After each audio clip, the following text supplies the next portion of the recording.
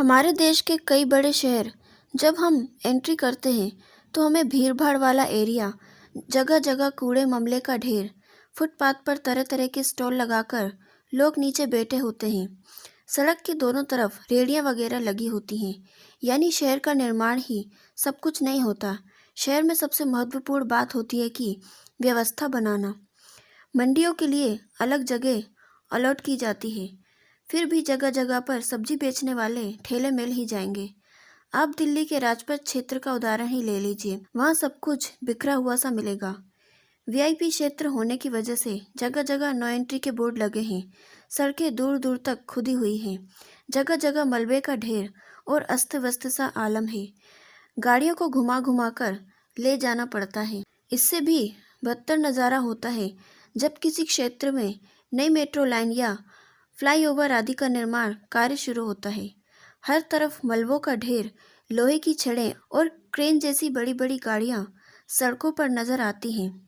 निर्माण कार्य चलने से मिट्टी और पानी से सड़कों पर कीचड़ की भरमार हो जाती है और इस वजह से लोगों को उन रास्तों से आना जाना मुहाल हो जाता है। ट्रैफिक जाम और गाड़ियों के शोर से जिंदगी बद से बदतर हो जाती है। सवाल उठता है कि इस तरह के निर्माण कार्यों में जब मनचाहा पैसा कमाया जा रहा है तो अभी सब कुछ व्यवस्थित क्यों नहीं है। यदि थोड़ा सा ध्यान रखा जाए तो पूर्व योजना और व्यवस्था के साथ काम किया जाए तो जनता की तकलीफों को बहुत सहजता से कम किया जा सकता है। दरअसल ये भारतीय मनोवृत्ति है। देश हो, समाज हो या छोटा सा घर, हर तरफ लोगों को अस्त व्यस्त रहने की आदत है। घरों में प्रत्येक व्यक्ति अपना सामान इधर उधर पटकने के आदी होता है। पति हो या बच्चे, स्कूल ऑफिस से घर आते ही अपना बैग टेबल बेड या सोफे पर पटकते हैं और मोबाइल चलाने लग जाते हैं। बच्चे एक जूता एक कमरे में तो दूसरा जूता दूसरे कमरे में उतारकर मोजों को कहीं दूर फेंकते हुए बिस्तर पर आ गिरते हैं। बाहर से आकर अपने कपड़े तक बाथरूम या बिस्तर पर छोड़कर अपनी दुनिया में मगन हो जाते हैं। सामान्यतः ये काम गृहिणी का माना जाता है कि वो सबका सामान व्यवस्थित करके रखे। यदि गृहिणी कहीं से चूक जाए तो सुबह भागम भाग मच जाती है। साधारण सी बात है। ऐसे घरों में सुबह का दृश्य बड़ा ही मनोरम होता है। पति टाई फाइल वगैरह ढूंढते दिखते हैं तो बच्चे मोजे और किताबें।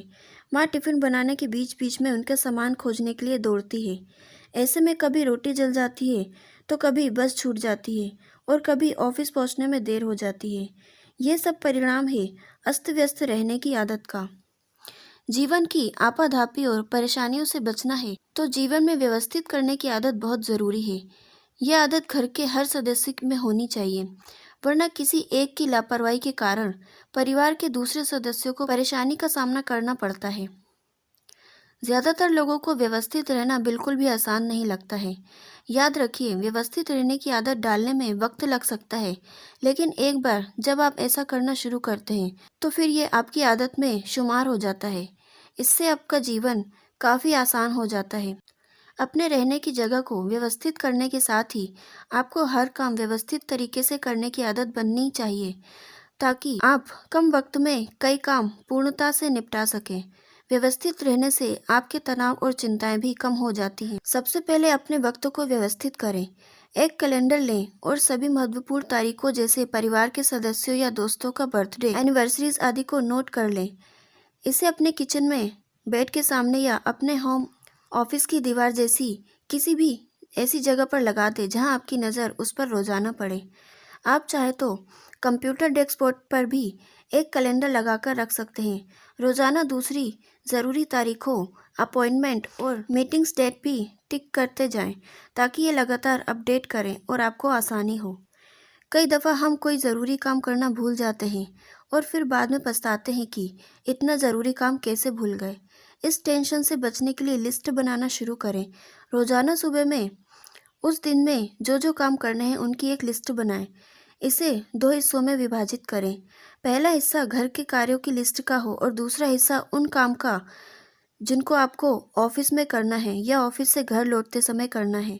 पहली लिस्ट किचन या बेडरूम में रखें और दूसरी लिस्ट ऑफिस के बैग में। जो काम निपट जाए उस पर क्रॉस लगा दें। सबसे पहले अपने बेडरूम को व्यवस्थित करें। इसे साफ और सजाकर रखें। यहाँ मौजूद हर एक आइटम को सही जगह पर रखें, तभी बाहर निकलें और फिर घर के दूसरे काम करें। अपने बेडरूम में मौजूद सामान जितना हो सके कम करते रहें। इसके बाद अपने होम ऑफिस डेस्कटॉप को व्यवस्थित करें। अपने डेस्क पर मौजूद सारे पेपर्स और बिल्स को देखें। इन वस्तुओं को किसी फोल्डर में या एक फाइलिंग कैबिनेट में रख दें। उन सभी पेपर्स को हटा दें जिनकी आपको ज़रूरत नहीं पड़ने वाली। ऑफिस फाइल्स को ड्रायर या कैबिनेट में रखें। सारे पेन, पेंसिल, स्टेपलर और हाइलाइटर आदि को एक पेन होल्डर में रखें। किचन आपके घर का सबसे ज़्यादा महत्वपूर्ण एरिया होता है। यहाँ के हर एक आइटम को खुद चेक करें। प्रयोग न होने वाले या एक्सपायर आइटम को बाहर निकालें। टूटे हुए किचन टूल्स को, पुराने बर्तनों को भी बाहर निकाल दें। बेकार की भीड़ ना बढ़ाएं। रखने वाली चीज़ों को साफ कर लें और फिर व्यवस्थित रूप से रखें। एक तरह के आइटम्स एक जगह रखें ताकि ढूंढने में सुविधा हो। चाहे तो डिब्बे पर कागज़ चिपका दें जिसमें अंदर रखी चीज़ का नाम लिखा हो। इससे कोई और शख्स भी किचन में घुसे तो कुछ काम करने के लिए उसे वस्तु को ढूंढने में सुविधाजनक हो। सारे ज़रूरी आइटम्स को ड्रॉअर या कबर्ड में रखें। अक्सर प्रयोग किए जाने वाले आइटम्स जैसे मसाले आदि को काउंटर और मौजूद मसाले को रेक जैसी किसी आसान जगह पर रख सकते हैं। एक सामान की 2-3 बोतल या कैन है तो एक्सपायरी डेट के हिसाब से उन्हें बाहर से अंदर की तरफ रखें ताकि जल्द खराब होने वाली वस्तुएं पहले प्रयोग की जा सकें। अक्सर ऑफिस या कहीं और जाने की जल्दी में हम कई कपड़े निकालते हैं और फिर एक को सिलेक्ट कर बाकी ऐसे ही वापस ठूस देते हैं। ना कि उन्हें फोल्ड करने में कोई तकलीफ उठाते हैं और ना ही सलीके से रखते हैं। ये आदत बहुत ख़राब है क्योंकि फिर हमेशा से ही एक कपड़े निकालने की कोशिश में आपको सारे कपड़ों की भीड़ निकालकर अपनी पसंद ढूंढनी होती है। इसमें समय भी बर्बाद होता है और कपड़ों की भी ऐसी तैसी हो जाती है। इसलिए इसे व्यवस्थित रखना बहुत ज़रूरी है। अपनी अलमारी में मौजूद आइटम को रोटेट करते रहें ताकि आप हमेशा अलग अलग आइटम को पहन सकें और आपके सारे कपड़े भी यूज़ होते रहें। सारे शूज़ और सैंडल्स को भी शू रैक में या लेबल किए हुए बॉक्स में एक साथ रखें। इस तरह से आप हर एक पेयर को देख सकेंगे और आपको यह भी मालूम होगा कि आपके पास क्या क्या मौजूद है। Aadhaar card, PAN card, credit cards, ATM cards, bank FD, loan paper जैसे कितने ही आवश्यक कागजात होते हैं जिन्हें संभाल कर रखना और समय पर तुरंत निकालना ज़रूरी होता है। आपको इन्हें अलग से फाइल में रखने का तरीका सीखना चाहिए। कोई भी कागज़ बाहर निकाले तो बाद में उसी जगह वापस डालें। हर कागज़ को फ़ोटोकॉपीज़ भी अलग से करा कर रखें ताकि आवश्यकता पड़ने पर देर ना हो।